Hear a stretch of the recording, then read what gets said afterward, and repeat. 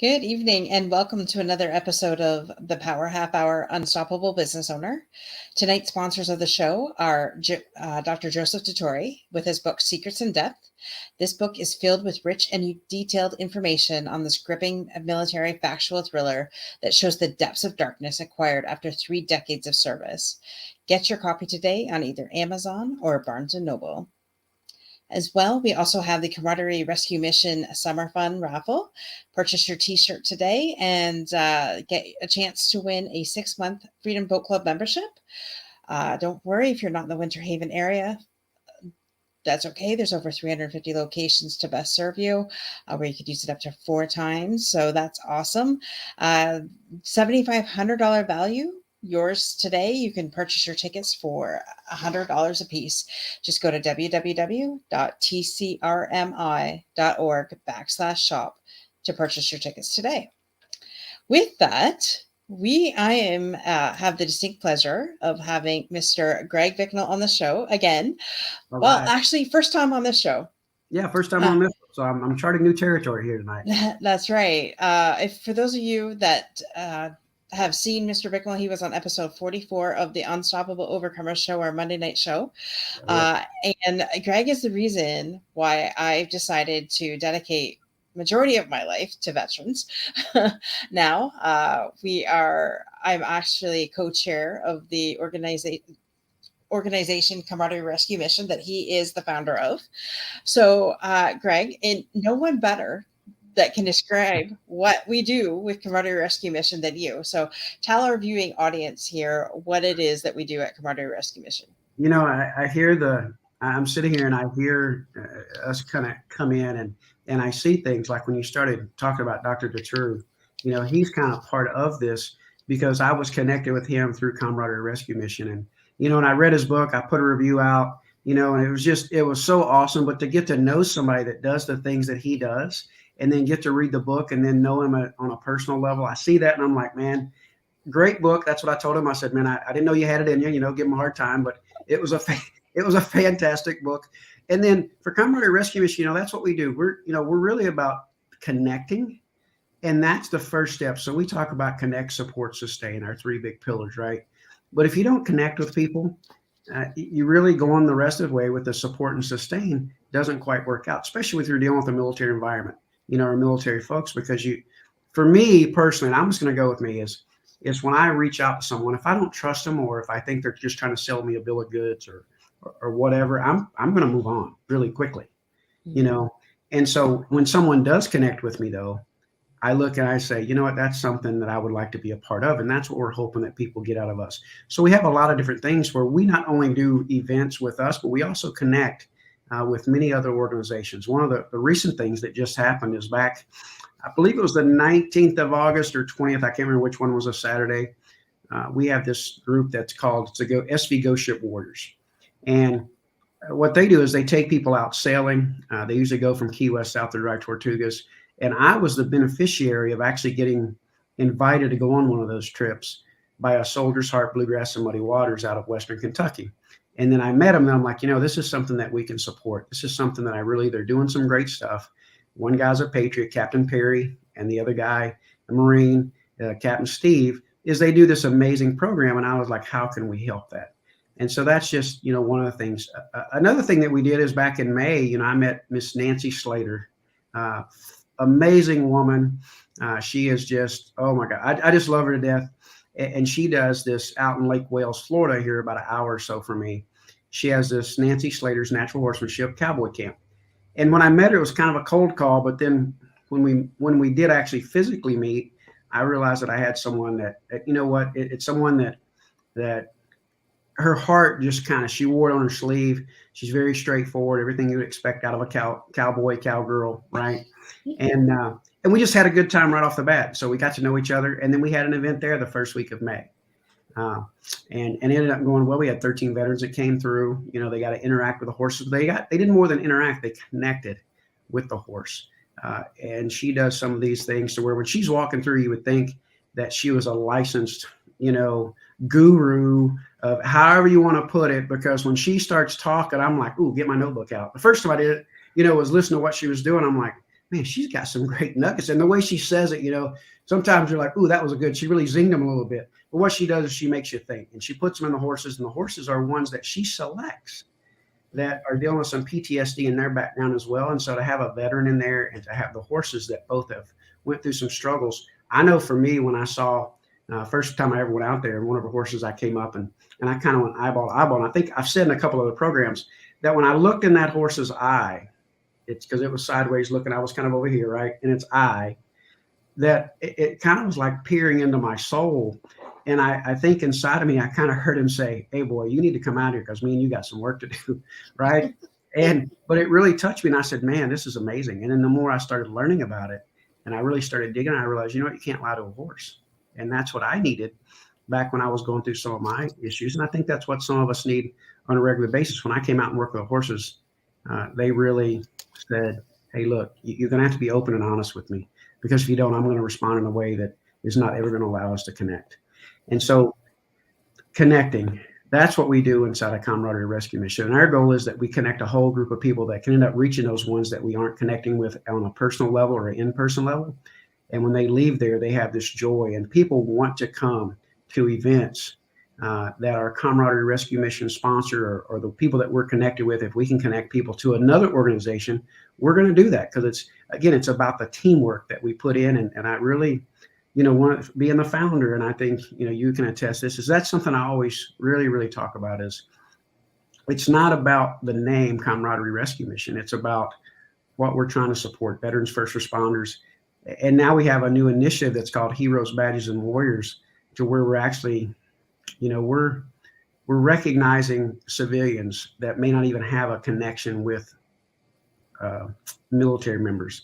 They may not have a true connection with police officers or first responders.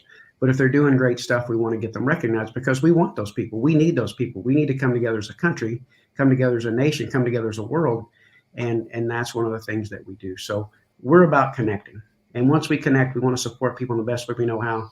And then we want to sustain that, not just until the event's over, but for the rest of our life, but for the rest of their lives, for the rest of everything.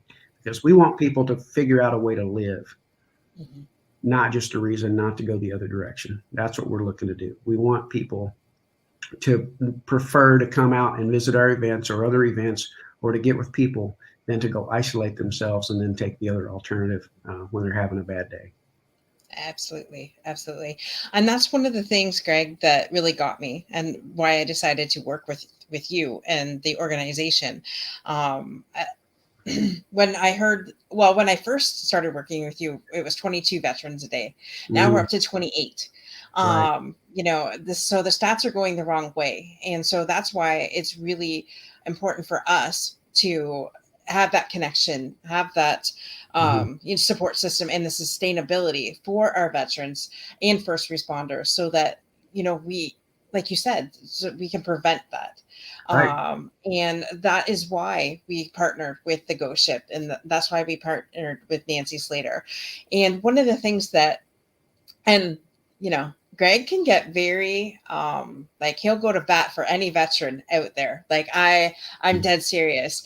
And the one thing we don't do is we do not charge our veterans to go to these events. And I'm like, well, why don't we just ask a deposit? And he was like, no, we will never, ever charge a veteran for one of our events. And that's why we need to fundraise. And I was like, okay, no disrespect, but how are we going to do this? Right. Yeah, I got a little hot. I apologize for that. I don't know if I apologized then. I probably did, but I was like, we're not doing that. We're just not doing that, and there's people that would more than happily, the sailing event and all, people that would pay for it. But what we want to do, the reason that is, and great segue, I didn't mean to cut you off, but the reason that we really do that is we don't ever want people, we want to eliminate reasons why they can't. Because I'll tell you, with these retreats, with a sail, anything that you can imagine that's out there, when you're in the situation I was in and so many others, we always try to find a reason that we can't go. And money sometimes is that reason. And I'm not saying that sometimes money is the reason, but there's also a reason of I just would prefer to stay here and kind of stew in my own, what I've been going through, and not reach out. And for me, once I broke that shell, and really started reaching out for the first time in 20, 30 years, things started changing. And so what we do with those events, what we hope they are, is that it opens the door to many other options. And then we want to be there to help connect with those other options. Because again, it's not about us. It's not about the organization. It's not about the name. It's about the person that decides to reach out. There's been so many organizations. I wrote on a board one day when we were down here and we were having a board meeting. And I started writing all the people that had been a part of my life and what it done. And you don't realize the folks that are there for you. And then I started putting it on the board, and I was emotionally, I was moved, because when I started looking at this board, it was full. And it was folks that had been there to support Camaraderie Rescue, sometimes monetarily, sometimes with helping, sometimes with just being there when I needed to vent or run past a crazy idea that I come up with 2,000 of them a day, right? So he literally does, folks. He literally does. So it's just something that sometimes you have to have the person say, Greg, no, we cannot do that. You know what I mean? Like, okay, well, what about this? But it was so many people that had just been there for not just me, but for the folks that we're reaching out to. And I'll tell you, from a personal standpoint, when I do this, I would be lying if I said that, this is something that gets my motor going and really allows me to kind of go, it's support for me to be able to do it, to be in a position to have a team that's come together. And right now we're in such a great shape because with you and Kim and Kimberly and all the folks that are part of it, and John and, just Glenn and Molly and all this stuff, and just everybody that's come to be a part of it. It's been so amazing that, I don't worry about things as much as I used to inside of this, because I know that we have finally synced up, that there's a group that everybody that I've worked with that's been a part of this has cared, had a love in their heart. But sometimes you just don't sync with everybody, even though everybody has a great heart. It's just how it is. You put great basketball players together on the same team. Sometimes they don't sync. Mm-hmm. And with the team that we have now, we've kind of synced up, and we've got bigger plans that if we laid them out there, but like, oh man, they really are, he really is nuts. We always thought it, but now we just proved it. But what's happened is I've come together with a group of people that I think may have bigger plans than I do, which when I first came and told my wife about it, like, hey, I've met this group and you won't believe this, and she was like, oh boy, I can't wait to meet them. And she kind of jokingly said that, but she loves every time we get on and she gets to be a part of one of the Zoom calls. But yeah, it's been great. So that's been a lot of fun, just, kind of wading our way through these new waters, because we've really shrunk down what my brain said I wanted to do. Mm-hmm. And now we're really, until January here, we've started truly focusing on the water aspect of what we're doing, the sailing, working with Freedom Boat Club to be able to get folks out in the freshwater and to get many more people out there, and to work with folks that are over in St. Pete, where I've got a guy over there, Mark Anderson, who's come on board. That's just really, we kind of met. I don't even know how we met, but we did. God preordained it's what I think happened. And I go to meet the guy, and he does these saltwater floats. And I did one of those, and I'm like, oh, this is like the greatest thing ever. It was like, I've done it a few times now, and you would think I'm like this, like they put me out there as a national spokesperson, because when I went and did it that night, when I came home, I was like, oh man, I feel so good. You know what I mean? I just, like, when you go into it at first, you're in this big tank, and I turned all the lights out, sensory deprivation, and which, with me, me a long time. I don't sit still for more than a couple seconds at a time. And when I was in there, I was able to turn the light off, and I actually fell asleep.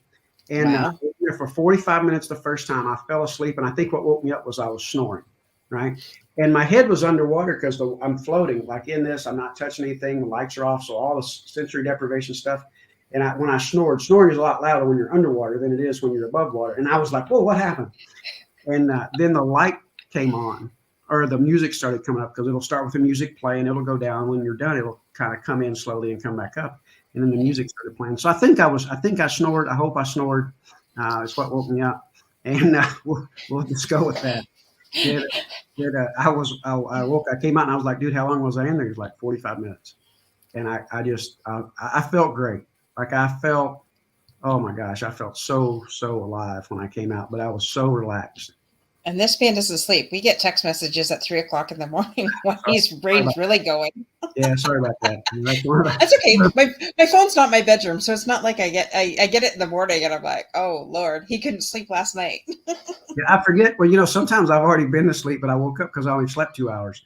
There's a funny moment. So Molly, our executive director, she was. It's been a few weekends ago. I think it was a Saturday morning, maybe it was a Sunday morning, and and something, I posted something in the middle of the night or whatever, because I couldn't sleep. And Molly had texted me and said, are you still up? And I texted back, I said, no, I'm old. I'm already awake. And I was like, you need to get some sleep or you're grounded, girl. So we laughed about that later on.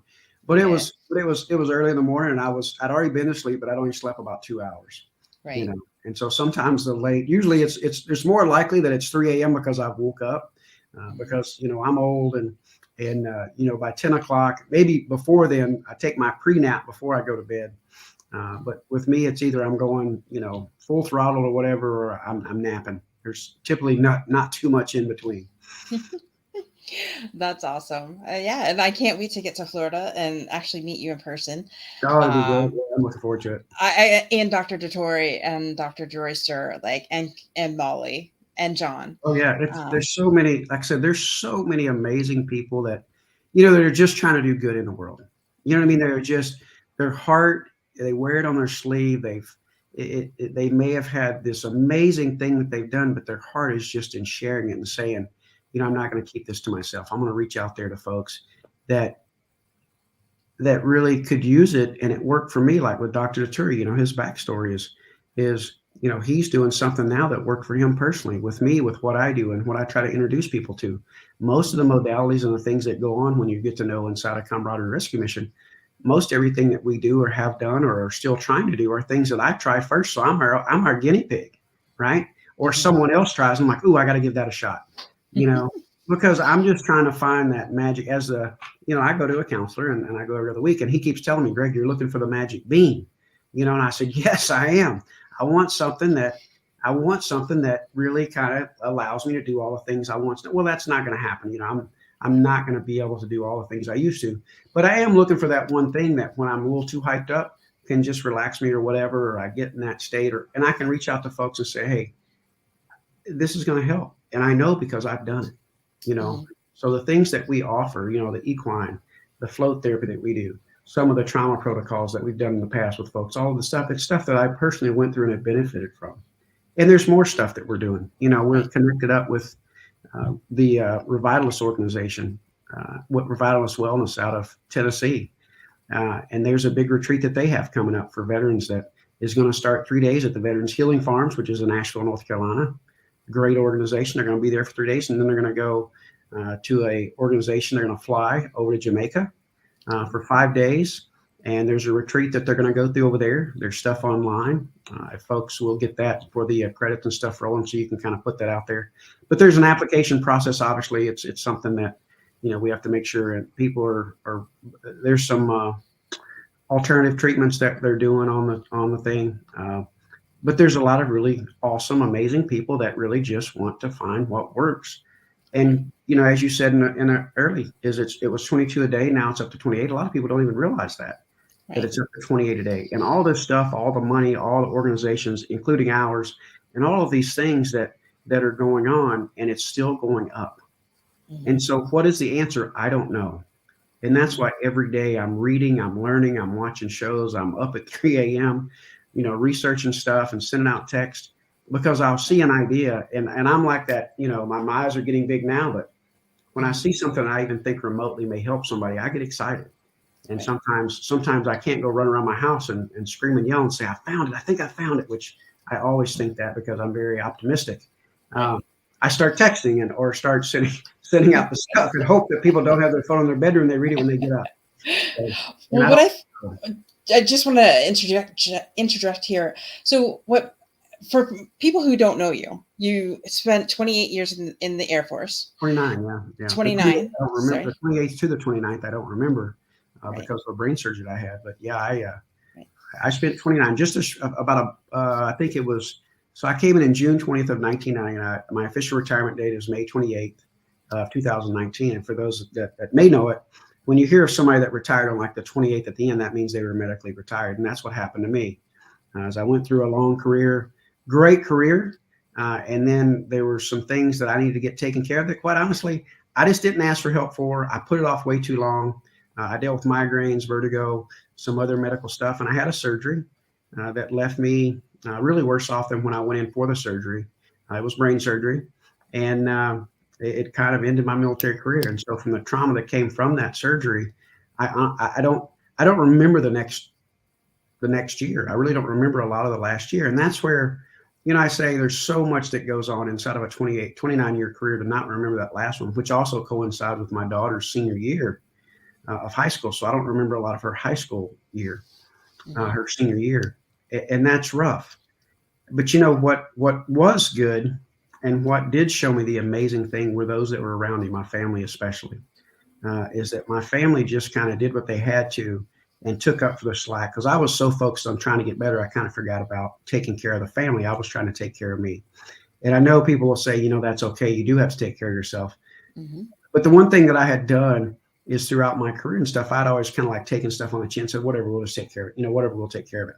And so with this, I didn't take it that seriously up until really I was getting ready to get sedated to go into the surgery. And I was like, oh my gosh, this is real. This is a big deal.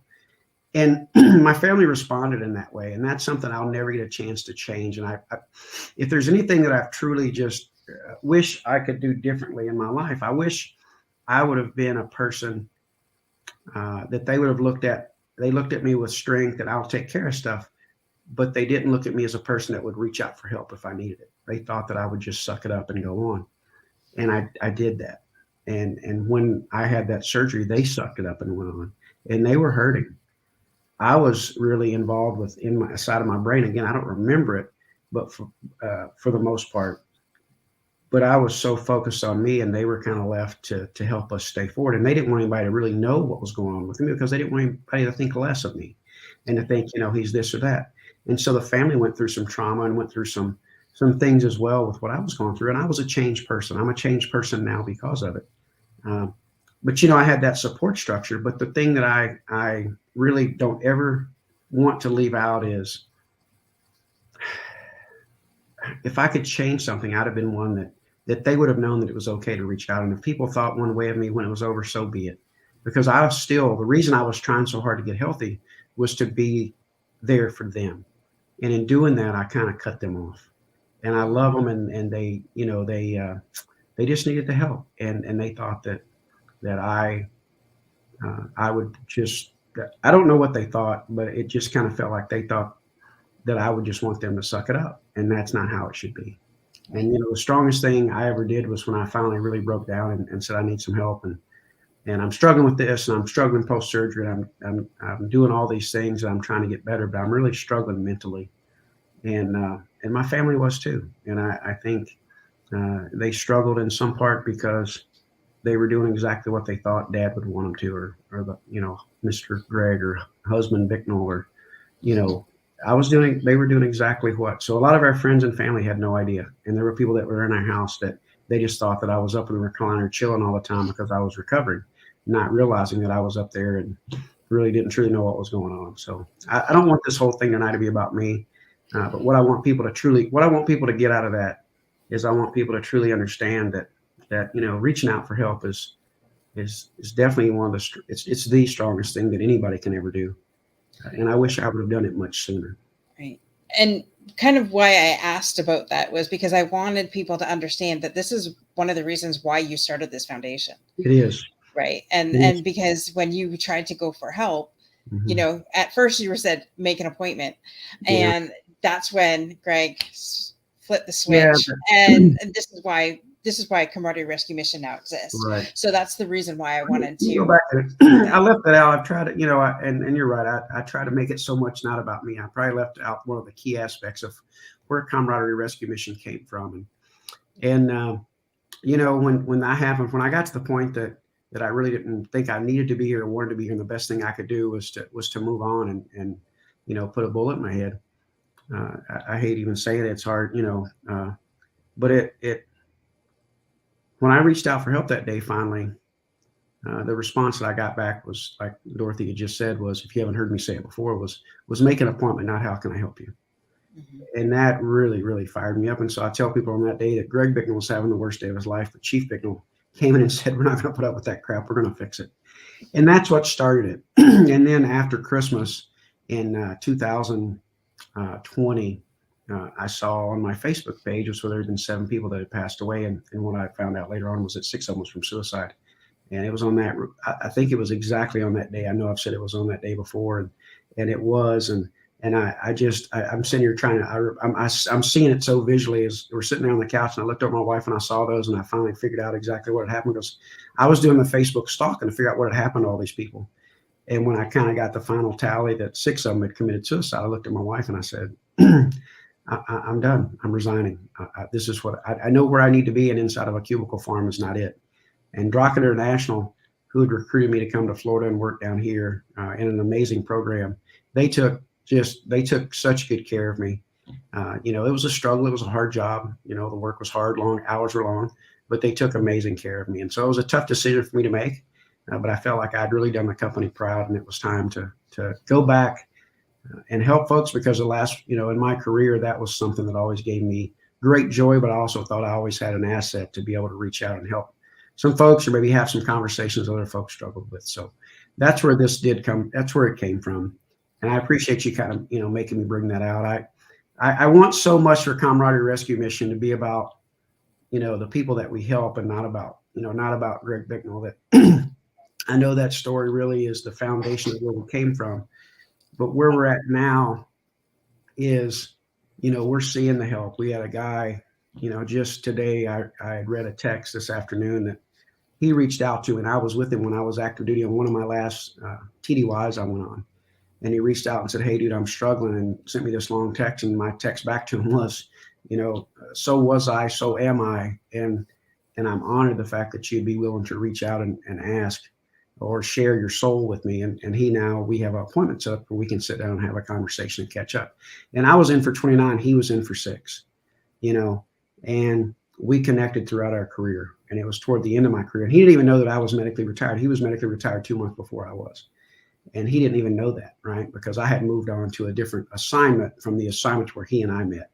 Mm-hmm. And it's always humbling when someone reaches out and is willing to share their soul with me, to have that conversation. Or, and this situation was no different. I was so like, man, for some reason that God chose me to reach out and talk to. And I don't take that lightly. I'm getting kind of emotional now, but I don't take that lightly. To me, every time is an honor, and I just pray. And that's why I try to learn continuously and speak with Dr. Daturi and, Dr. With all the other folks. There's so many that just start going through my head, but there's so many people that have surrounded us with love and given me options for care treatments and organizations that we can reach out to and say, this person's struggling. Can you help them? And that's what we're here to do, is connect them with our programs, but also just connect them with the help that they need, because I feel like that's the least I can do, the least we can do. Absolutely. And this is why I wanted to have this interview tonight, because we are getting close. Like we're in our summer fun raffle still. Mm-hmm. Out of summer too. Yeah. Especially in the fall or winter or whatever. Yeah. So we're still doing that. Our goal is to definitely sell 2,222 tickets. We need those sold so that we could fund our programs. Mm-hmm. So and not only that, you benefit from it because you get 6 months of a boat club membership. Like, all you have to do is show up. You don't need a boat. You show up to the Freedom Boat Club, pick which boat you want, get the keys, and off you go for, your day of fun. And some people think that, they really don't know what that is, but that is exactly what it is, folks. You don't need a boat. You just show up. You one's given, you pay for the gas, and away you go. And, if you're in Winter Haven, Florida, that's a whole 6-month membership. And that's $7,500 value. So, if you're a business owner, you take your clients out, that's $100 per ticket. You get your t-shirt. I mean, seriously, that is a very inexpensive, what do you call that? Investment. Yeah. And you're helping a veteran organization. Yeah, that's what got me interested.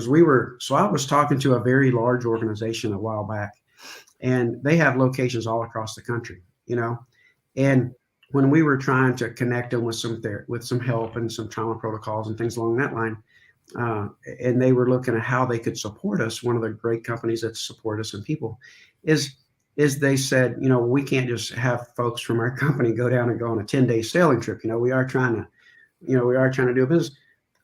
but I said, well, we still want to provide the services that we can in your location. And so when I started looking for places, because we love water, water is one of our main focus. Horses, barbecue, and water. That's what we say inside of what we're doing. Uh, Yeah. but the water aspect of it, I said, what can I do? And so I started looking up and said, what is across the country? What is at least in a region where I can get folks to where maybe they don't have to take off 10 days, but I can go on a 2-day fishing trip, or we can just go out and cruise around and get to know stuff. Or maybe we can do some of these trauma protocols out in the water with the birds chirping and nature around us, just what an amazing thing. And so the folks, up at Freedom Boat Club in Winter Haven, they've been amazing. So Anna and Waylon and Eddie and all the folks up there, they have done commercials. So you talk about this connectivity, right?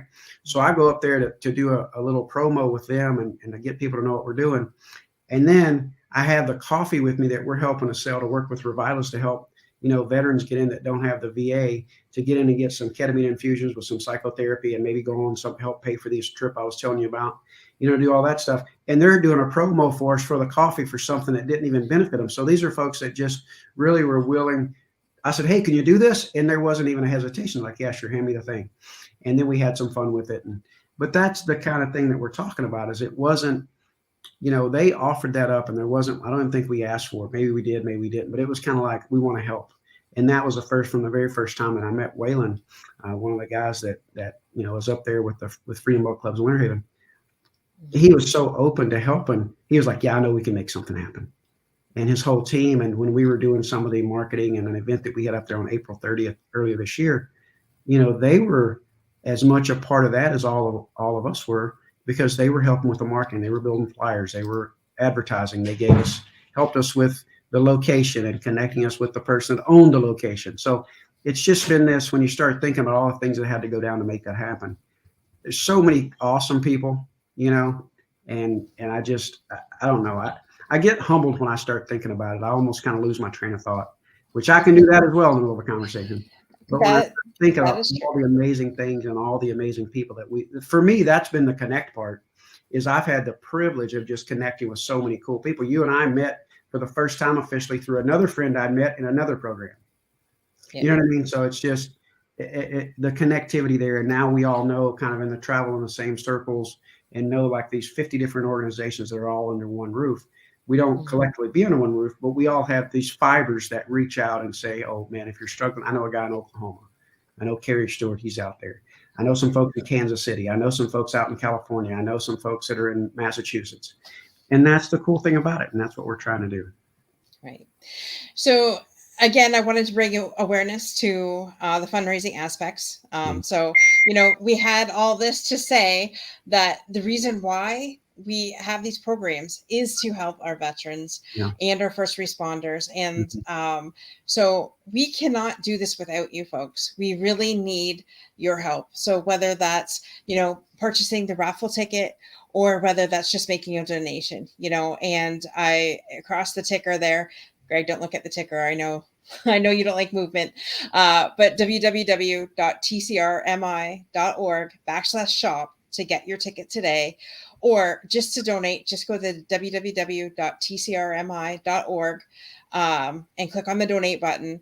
Every dollar helps us. And if that wasn't insane enough, I and my team are doing a 24-hour live stream event on October 7th and 8th, which is the Canadian Thanksgiving weekend, the start of the Canadian Thanksgiving weekend. Food. It's one of our heroes' badges, or Horses, Barbecue, and Water, barbecue food.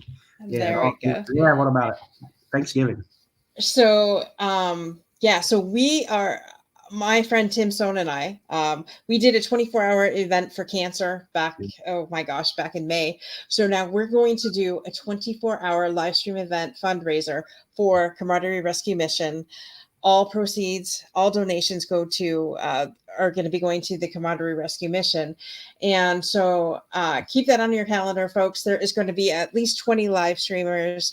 We are going to dominate the social media, our Facebook pages, our LinkedIn profiles, our YouTube channels.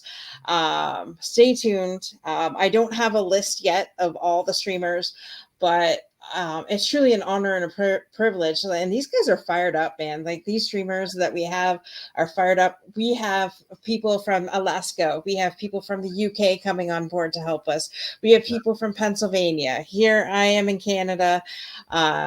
Kimberly and her crew are going to be from the Chicagoland area. We have people all across the globe coming together to, number one, bring awareness of the Camaraderie Rescue Mission, and more importantly, to help fund these programs, because we need more of our veterans helped. And that is why that's why I decided I'm not going to sleep for 24 hours. We're going to keep this going. And we are going to not only bring more awareness, but bring in funds too, because as you heard it, Greg does not charge veterans or first responders for these events, and they help people. Like how many people would you say, since this has come into inception, that we've helped with our programs, with the ghost ship or with the horse therapy and things like that? How many people would you say we've helped so far? It's so when I go down to the numbers, last year, I think, a round number is around 300. But there's been so many more that's through the live stream, and people that have reached out and connected with me. And sometimes I always end up going under the number that it actually is. But we budgeted this year for 288 people based on what we did last year. And with the live events that I've done for speaking, with the events that I've done on other organizations, with the things that people have reached out to me, I don't know, it was around 300. Plus, our goal this year is more than that. So we want to do 350 or more. We really want to do 8,000. And what's the number? I'm trying to do math in public here. I'm gonna do that way, but realistically, there's that number, the 28 times 365. For some amazing reason that we can reach every single one of those person, if not directly through our connectivity, through our partners, through our friends, through the people we've connected with or whatever.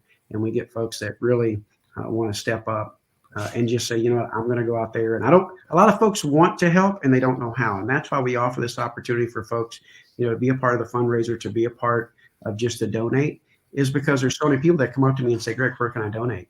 And, I want to do something. How can I help your organization? And I am really bad about saying, well, you could donate, you could give us some money. But that's what honestly, at the end of the day, that's what it takes. It really takes funding. And I just, if it were up to me, I just like doing the events. I like connecting with people. I like having fun. That's why I've got folks like Dorothy that do these things, because I'm horrible at it, because in the organization, I'm like, just tell me what we can go do and who can we help next. And sometimes I forget to add a price tag to that. I just want to go do it. And like, well, we'll figure it out. You know what I mean? We'll find a bag of cash on the side of the road. We'll hit the lottery. Yeah, that's so I appreciate this. You have no idea how much, because it's just something that it was presented to me. And when you told me the first time, I kind of got like, oh my gosh, this is huge. And then when you said it just now, I literally got these chill bumps that ran down my spine. So I am just so humbled that you care enough to be up 24 hours, but all the other folks that said, yes, this is a mission we'd like to support. If you're listening, folks, I thank you, because it's not, Greg Bicknell, it's not going in my pocketbook. It's going to the folks that are looking out there. It's going to the folks that need these. And it's expensive sending people on sailing trips. I want to be able to help them so that they don't have to worry every month, how are we going to pay for these trips, or every quarter, how are we going to pay for these trips? When we do the equine, just all of that stuff, we want to be able to make sure that they happen and make sure that we support those. So, we're growing, as in our love for our fellow mankind, because every time I meet a new group, I'm like, ooh, this is a great group. I want to be connected with them. Ooh, this is another great group. And we want to be able to collaborate and connect and to do things and to help their organization grow just as much as ours. So I thank you. This is amazing. Thank you. So yeah, stay tuned, folks. So the fundraiser will be October 7th and 8th. It will be online. We will get more information as I get it. I have a meeting on Friday with my partner with that. So we'll have more information in the coming weeks. But definitely, go get your raffle tickets today at www.tcrmi.org/shop. Get your t-shirt, get your raffle tickets. Heck, if you're a business, grab 1,000, grab 2,000. You could really help us with that, and or if that's not something that floats your boat, it's voting's not for you, you don't want nothing to do with it, then make a generous donation. Every dollar counts. And again, that's at www.tcrmi.org/donate to donate. So, Greg, I thank you so much for being on here today. I know that you've got an appointment in 3 minutes, so Yeah. we're going to wrap this up. Yeah, I think I received a phone call here a second ago, so he was early and I'm late. So Oh, do appreciate your time. As always, I love hanging out with you. Hopefully one of these days we'll get to do it face to face. But until then, thank you for having me on again. And as always, great time. Enjoyed it. Thank you so much. Absolutely. And with that, folks, be unstoppable on all that you do, and see you next week.